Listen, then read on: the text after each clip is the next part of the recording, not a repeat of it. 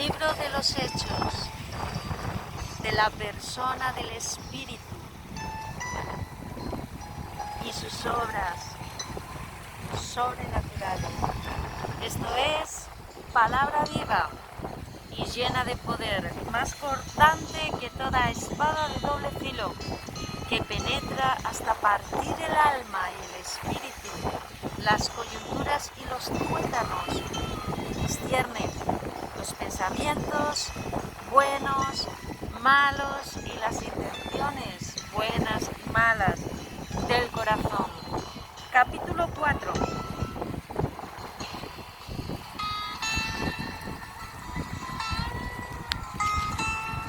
Mientras Pedro y Juan le hablaban a la gente, se les presentaron los sacerdotes,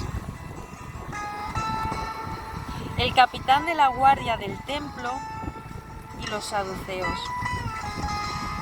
Estaban muy disgustados porque los apóstoles enseñaban a la gente y proclamaban la resurrección que se había hecho evidente en el caso de Jesús.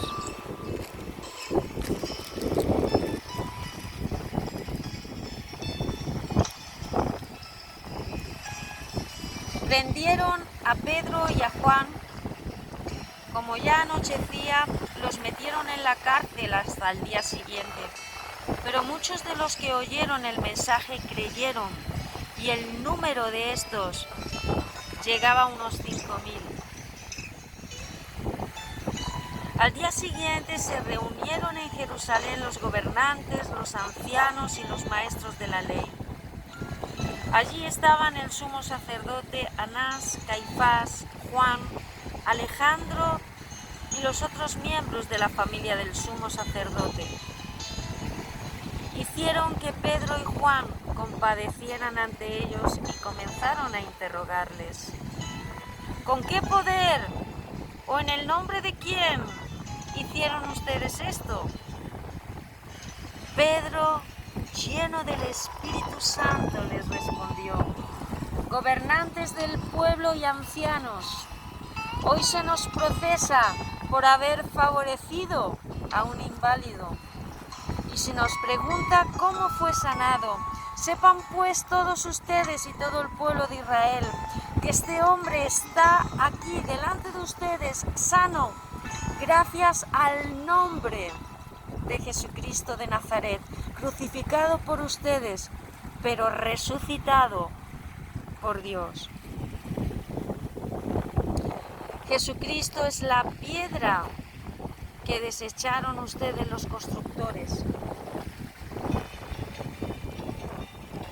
y que ha llegado a ser piedra angular.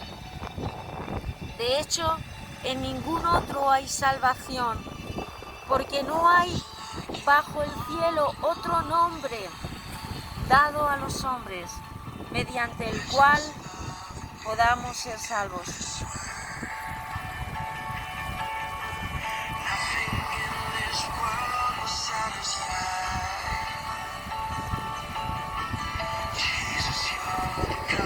Los gobernantes, al ver la osadía con que hablaba Pedro y Juan, al darse cuenta de que era gente sin estudios ni preparación, quedaron asombrados y reconocieron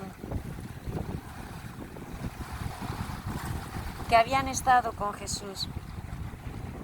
Además, como vinieron acompañando al hombre que había sido sanado, no tenían nada que alegar. Así que les mandaron que se retiraran del consejo y se pusieran a deliberar entre sí. ¿Qué vamos a hacer con estos sujetos?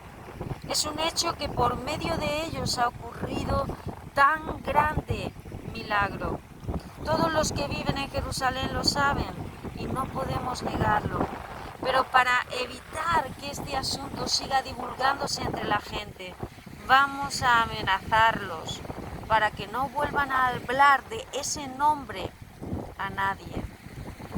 Los llamaron y les ordenaron terminantemente que dejaran de hablar y enseñar acerca del nombre de Jesús.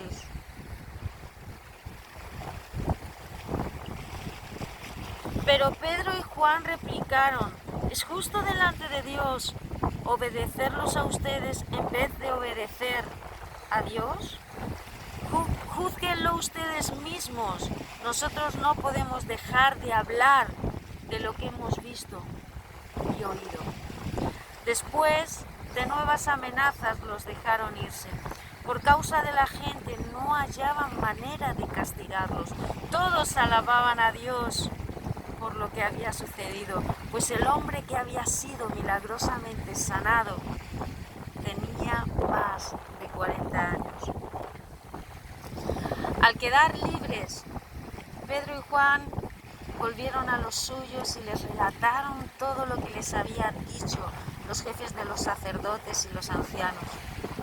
Cuando lo oyeron, alzaron unánimes la voz en oración a Dios. Soberano Señor, Creador del cielo y de la tierra, del mar y de todo lo que hay en ellos. Tú, por medio del Espíritu Santo, dijiste en labios de nuestro padre David, tu siervo: ¿por qué se sublevan las naciones y en vano conspiran los pueblos? Los reyes de la tierra se rebelan y los gobernantes se confabulan contra el Señor y contra su ungido. En efecto, en esta ciudad se reunieron Herodes y Poncio Pilato con los gentiles y con el pueblo de Israel contra tu santo siervo Jesús, a quien ungiste para hacer lo que de antemano tu poder y tu voluntad había determinado que sucediera. Ahora, Señor, toma en cuenta sus amenazas y concede a tus siervos el proclamar tu palabra sin temor alguno. Por eso, extiende tu mano para sanar y hacer señales y prodigios mediante el nombre de tu santo siervo Jesús.